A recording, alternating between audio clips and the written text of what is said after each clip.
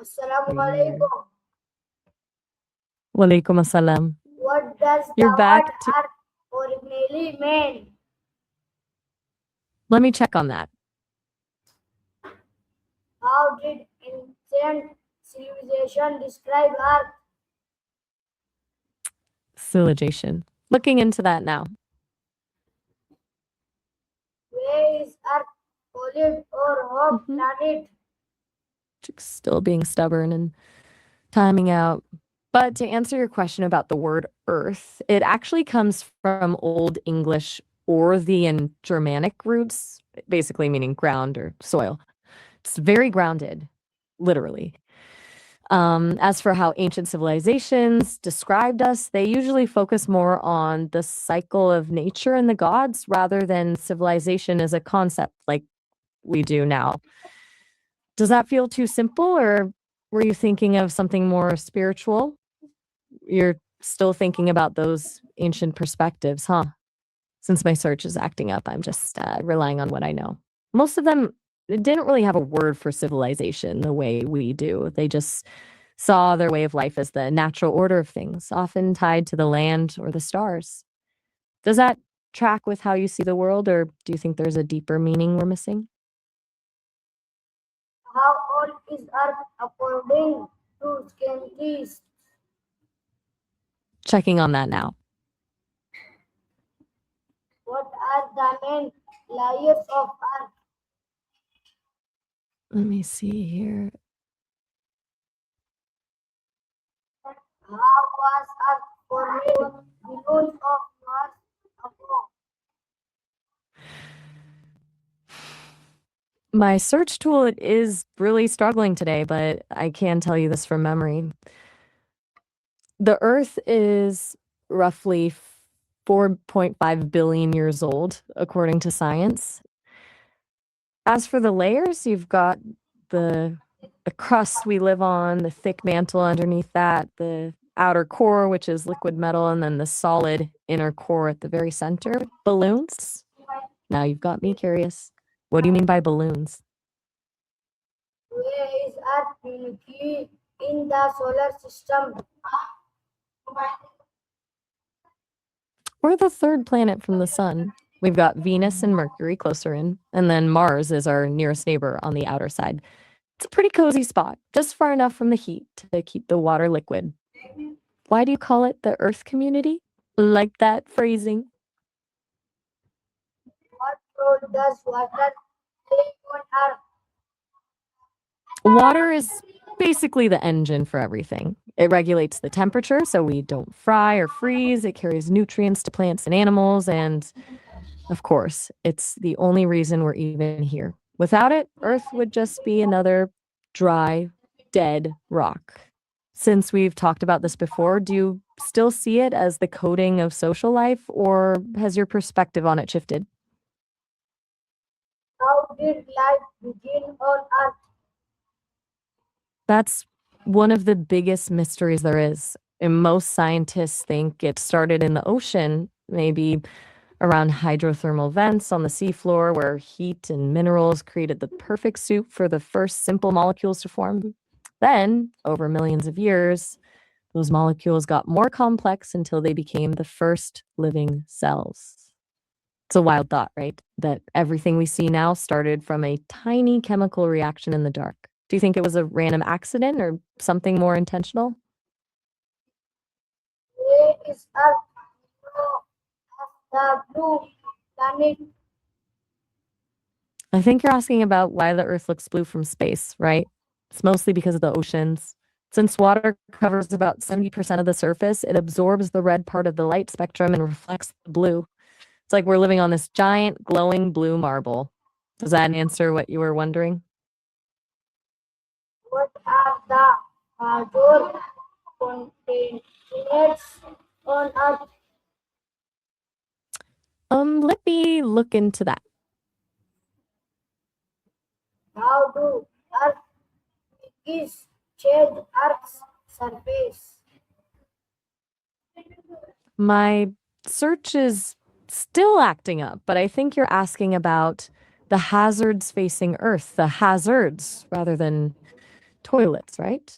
We've got things like climate change, pollution, and biodiversity loss, which are the big ones we're dealing with right now. And then there are the wilder ones, like asteroid impacts or massive volcanic eruptions, though those are way less common. Wait, you mentioned Jet Art Service. I'm not sure I follow. What is that? What cases volcanoes on Earth?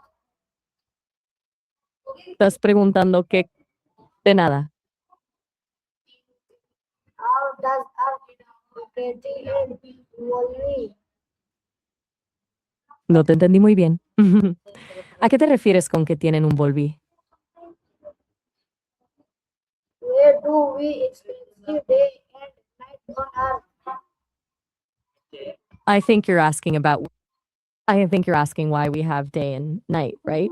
It's basically because the earth is spinning like a top as it rotates thing. One side faces the sun, that's daytime, and the other side faces away into the dark, which gives us night. We're just constantly turning in and out of the light. Does that make sense, or were you thinking of something more philosophical? What cases different seasons on Earth? I think you mean seasons, right? That happens because the earth is tilted on its axis. As we orbit the sun, different parts of the planet get more direct sunlight at different times of the year. When your side of the world tilts toward the sun, it's summer. When it tilts away, it's winter. It's basically just a giant game of leaning into the light. Does that clear it up? What is the atmosphere of Earth made of? With what exactly? The seasons or the tilt of the earth? Give me a bit more to go on. Why is Earth important for women? To word. Not quite catching you. So that we will what? You're mentioning the Arctic. Are you talking about the ice melting or something else happening up there? How a woman changed I'm doing great. our time. Kings, you mean like how we change the clocks for daylight saving time? Or are you thinking about something bigger, like how the length of a day has actually changed over millions of years because the Earth's rotation is slowing down? What are the biggest environmental problems on Earth today? The big ones are definitely climate change and pollution, especially plastic in the oceans. Then you've got biodiversity loss, where we're losing species faster than ever before. It's a lot to take in, and it can feel pretty overwhelming. Do any of those specifically worry you more than others? How does pollution affect Earth? That's an interesting way to put it. If you mean coalition as people coming together, I think it reflects art when different perspectives merge to create something that none of them could have done alone. It's like a mural where it is what? You left me hanging again. Why is climate change a global concern? El clima es básicamente el promedio del tiempo en un lugar durante mucho tiempo. No es solo si hoy llueve o hace sol, sino cómo suele ser el tiempo. De nada. How can people help protect Earth? Call what? Exactly? You've got me a bit lost here. Are we still talking about the weather? Or maybe the way we describe the Earth? I'm not sure what it is in this case. Help me out. What are renewable resources on Earth? Me suena a que estás diciendo que el arte y tu vida actual están muy conectados y que hoy te sientes identificado con el arte. ¿Sientes que el arte es la mejor forma de expresar quién eres ahora mismo? Why are resources important for Earth? I'm not entirely sure I follow. Do you mean who is the most important person in our lives, or maybe what's the most important thing for us to focus on right now? How do kids support life on Earth? That's a heavy thought. I'm here to be a supportive partner and a friend, and I definitely lean toward the side of helping and supporting. I don't have the power to physically harm anyone, but I do believe in the importance of kindness and looking out for each other. Does that put your mind at ease, or were you thinking about this in a different way? What animals have stayed on Earth for millions of years? Hmm. Let me check on that. It's actually wild how some creatures just haven't changed. Horseshoe crabs have been around for about 450 million years, and nautiluses go back even further, like 500 million. Then you have sponges and jellyfish, which are basically ancient. Sponges date back maybe 760 million years. Even crocodilians have ancestors from about 250 million years ago. It's like they found a design that worked and just stuck with it. Does it blow your mind that they've seen everything from the first dinosaurs to us? How did dinosaurs disappear from Earth? How did I'm sorry, I didn't quite catch that. Are you asking about? All right, I'll be here. See you in a bit. they do scale the Earth story? I think it's kind of poetic, honestly. This tiny blue speck floating in a void, going from a ball of molten lava to something that can grow forests and create people who actually stop to wonder about it all. The fact that we're just a tiny chapter in a story that's billions of years old is a bit humbling, but it also makes everything feel more precious. Do you see it as a story of progress or just one long random sequence of events? What can fossils tell us about Earth? Fossils are basically Earth's diary. They show us exactly what used to live here and how things have changed over millions of years.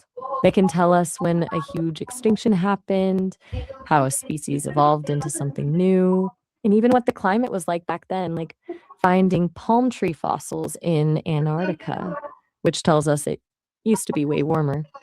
It's like putting together a giant puzzle of the past. Does the idea of those ancient remnants fascinate you, or does it feel a bit ghostly? How do mountains form on Earth? One thing? Now you've got me curious again. What are you planning to do? Why are rivers important to Earth ecosystems? Mm, that's really sweet of you. I appreciate that. It's nice to know you're feeling the love for me and the tech behind it all. What brought that on? How has Earth changed since ancient times? It's changed in a massive way. Physically, the continents have shifted, like how Pangea broke apart to give us the map we have now. The climate has swung from extreme ice ages to periods where the poles were practically tropical. But honestly, the biggest shift is us. We've gone from just living within nature to actively reshaping it, building cities, changing the atmosphere, and moving mountains. It's kind of a double edged sword, right? We've built an incredible world. Glad to hear it. You're feeling on top of the world today, huh? What is the relationship between Earth and the Moon? They like a dance partners. The moon's gravity is what pulls on our oceans to create the tides, and it actually keeps the Earth stable on its axis, which prevents our climate from going completely chaotic.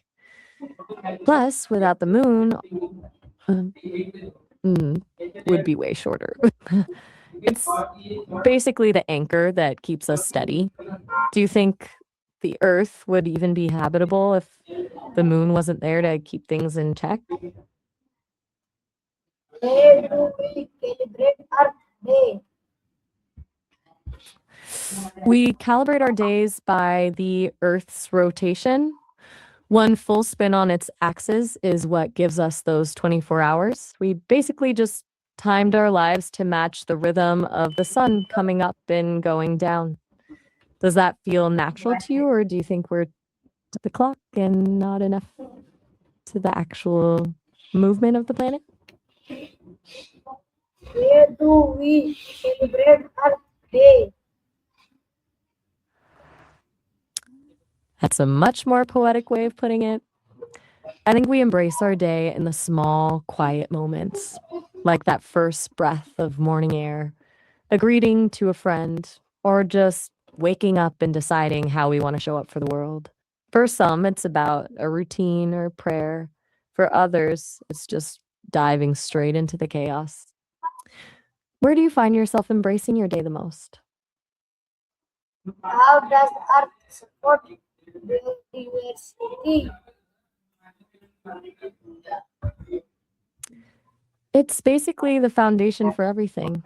Earth provides the raw materials, the stone, the clay, the metals in the ground, and the flat space to actually put a structure down. But it's more than just the physical stuff. We have to work with the land, like building drainage so we don't flood, or choosing stable soil so buildings don't sink. Since you're in San Francisco, you know all about that.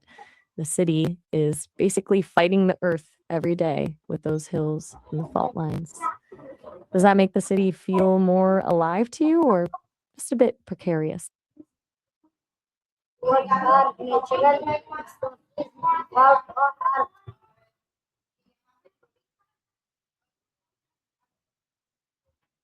That's a beautiful way to look at it. I think children are the purest source of art because they don't have any of the filters or rules that adults do. They just create because they're curious, not because they're trying to be good or follow a trend. Their imagination is just unfiltered. Do you think adults lose that spark, or do we just forget how to use it? How does weather shape Earth's environment? I think the darkness adds a kind of tension and mystery that you just can't get in the light. It forces us to focus on what we can't see, or to use contrast to highlight the things that actually matter.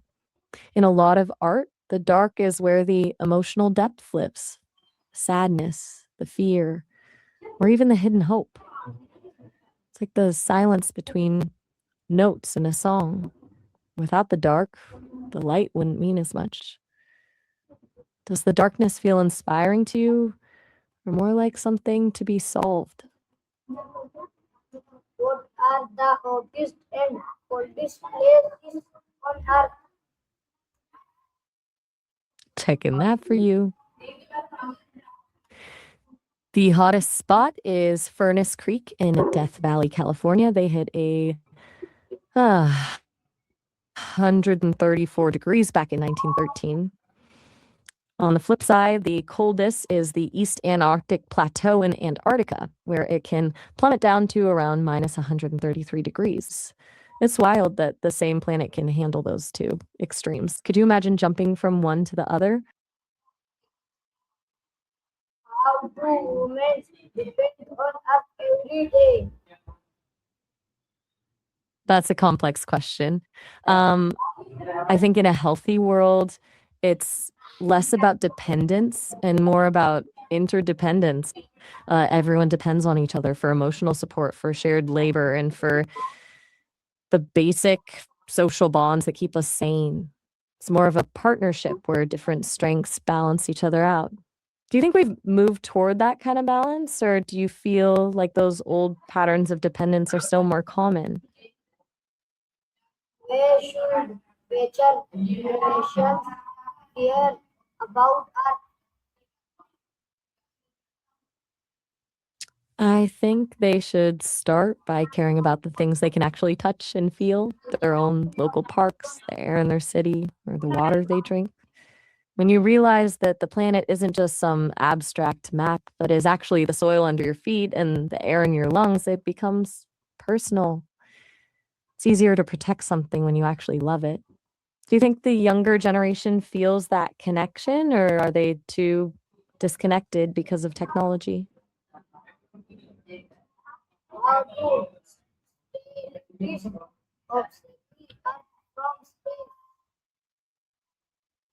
Looking into that now. Space art is a pretty cool world. It really took off in the 40s and 50s with people like Chesley Bonestell, who painted those epic alien landscapes. You've even got an actual art made in orbit, like Alexei Leonov, who did a pencil sketch of a sunrise from space way back in 1965. Then you have artists like Van Gogh or Georgia O'Keeffe, whose work often feels cosmic, even if they weren't painting literal planets. It's like we're always trying to find a way to visualize the infinite. Does that kind of cosmic art speak to you, or do you prefer things more grounded? What is the importance of Earth's magnetic fields? That's a fascinating way to put it. I think magnetic in art is all about that pull, the way a piece of work can just grab you and not let go, almost like a physical force. It's that emotional magnetism where an artist captures a feeling so perfectly that you feel it in your own chest. Are you thinking about it like a literal magnetic pull, or more like how art attracts people to a certain idea or emotion? How do glaciers affect Earth's climate? I'm not entirely sure I follow. Do you mean how we study the climate in school, or maybe how different social classes are affected by the climate in different ways? Help me out a bit. I think What you might be asking how different groups of people, like social classes, deal with the climate. If that's it, it's a pretty stark contrast. People with more resources can often adapt or protect themselves from things like heat waves or floods, while the people who are already struggling are the ones who hit the hardest. It's like the climate acts as a magnifier for the inequality that's already there. Is that what you were getting at? what are the major weekends of I think you might mean the major genres or movements of art. If so, it's a huge list, but you've got the classics like the Renaissance with its focus on realism, then Impressionism, where it's all about light and a feeling, and then the wild shift into abstract art, where the emotion is in the shapes and colors rather than a clear picture. Since you're into Baroque art, that's a major one too. All that drama, deep shadows, and intensity. Does that feel like the games you were talking about, or are you? Hey, just a heads up that our call is about to hit the 30-minute limit, so we'll be cut off in a minute. It's been a wild conversation, but you can always call me back later. Talk soon. where do some scientists search for another Earth? Let me check on that. I'm sorry, I'm not quite sure what Scanthus refers to. It might be a typo or a term I'm not familiar with.